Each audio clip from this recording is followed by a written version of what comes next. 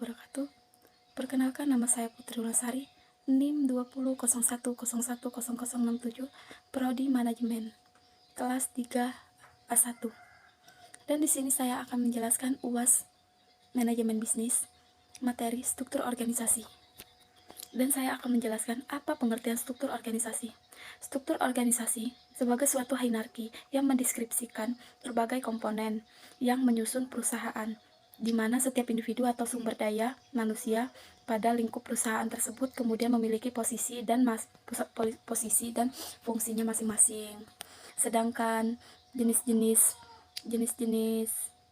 struktur organisasi yaitu yang pertamanya ada operasi lini staff dan ada struktur organisasi lini staff.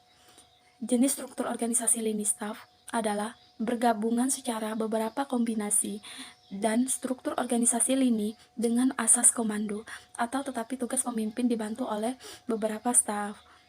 Setiap staf pada struktur organisasi lini dan staf memiliki peran dalam memberikan saran, masukan, bantuan pikiran, ide-ide yang baru, serta data-data informasi yang dibutuhkan oleh pimpinan.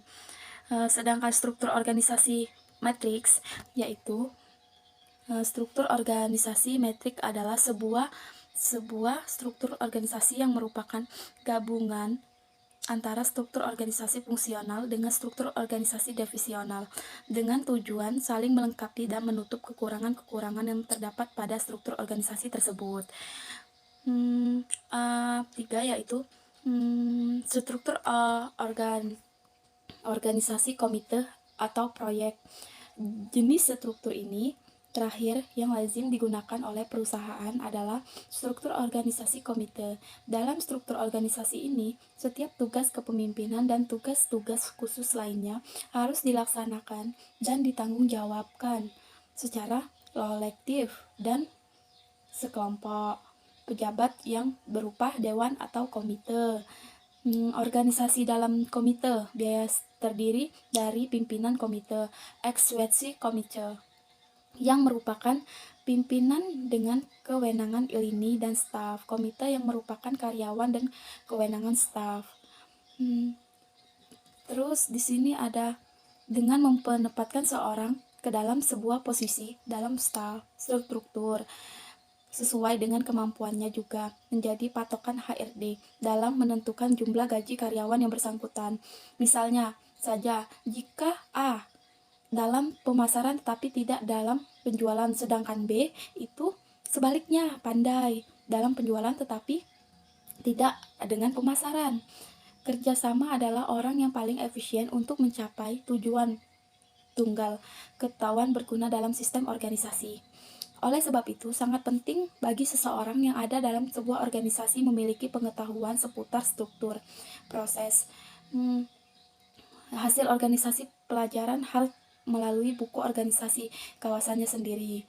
Dan di sini saya akan menjelaskan tentang fungsi struktur organisasi.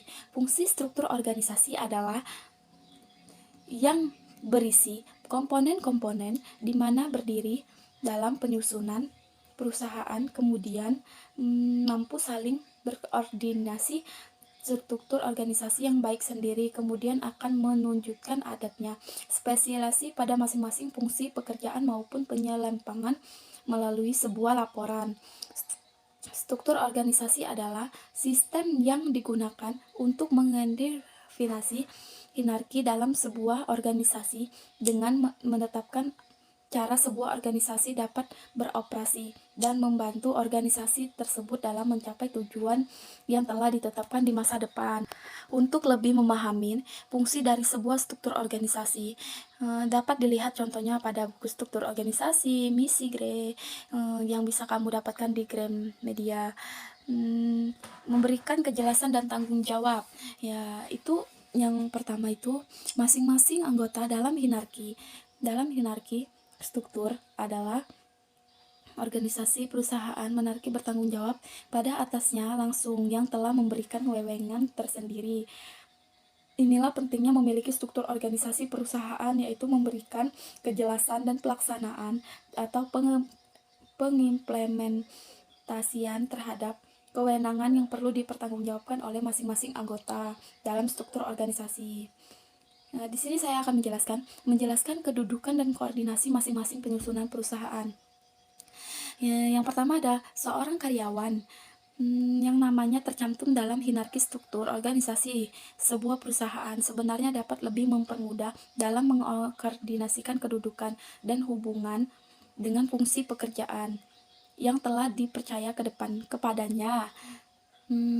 Kalau yang kedua itu, hal ini sangat dibutuhkan dalam menghindari hidayahnya kesalahan informasi atau komunikasi mindset yang berdampak negatif pada bisnis Anda yang sedang berkembang, serta dapat digunakan sebagai panjang atau jabatan dalam struktur organisasi tersebut. Menjelaskan bagaimana jalur hubungan antara masing-masing hierarki, yaitu dalam sebuah organisasi sangat dibutuhkan kejelasan hubungan yang tergambar. Memberikan uraian tugas yang dibebankan secara jelas. Yang pertama, setiap tugas dan atau deskripsi pekerjaan yang terdapat dalam sebuah struktur organisasi dalam perusahaan tentunya akan sangat membantu semua pihak terkait di dalam, baik itu atasan maupun bawahan dalam struktur organisasi. Bagi seorang atasan atau deskripsi perjalanan sebuah yang akan membantu mereka melakukan pengawasan dan pengendalian bila ada uraian pekerjaan yang tidak sesuai. Sedangkan bagi seseorang bawahan, setiap deskripsi pekerjaan yang jelas dapat membantu mereka untuk lebih berkonsentrasi dalam melaksanakan tugas-tugas yang dibebankan kepadanya.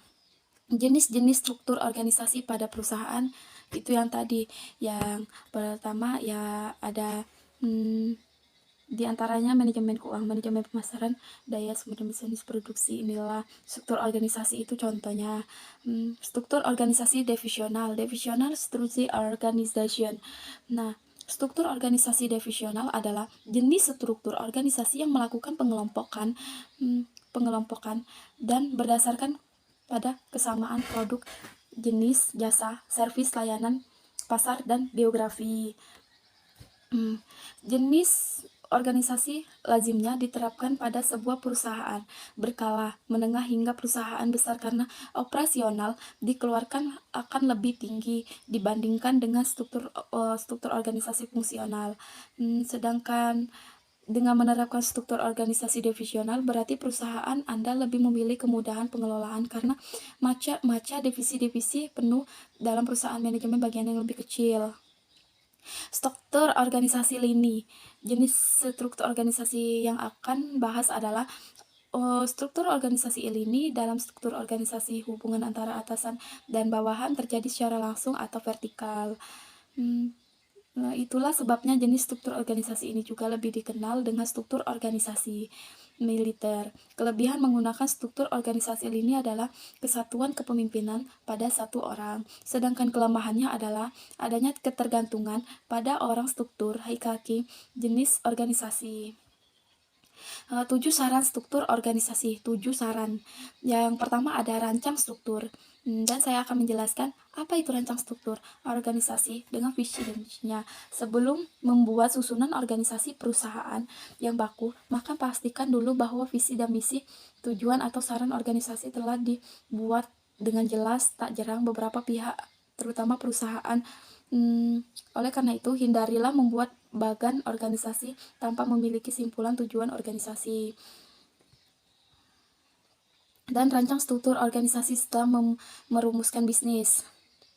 Poin yang penting yaitu diperhatikan untuk membuat struktur organisasi perusahaan adalah mengetahui sasaran bisnis yang ingin dicapai, rumusan apa saja yang ingin dijalanin.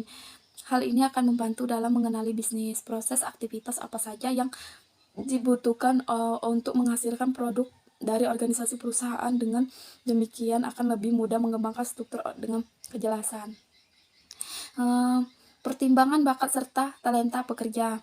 Langkah berikutnya yang wajib dilakukan adalah analisis pengamatan terhadap tersimpannya keahlian pada jasa. Pertimbangan usia pekerja dalam jenjang karir 6 tahun.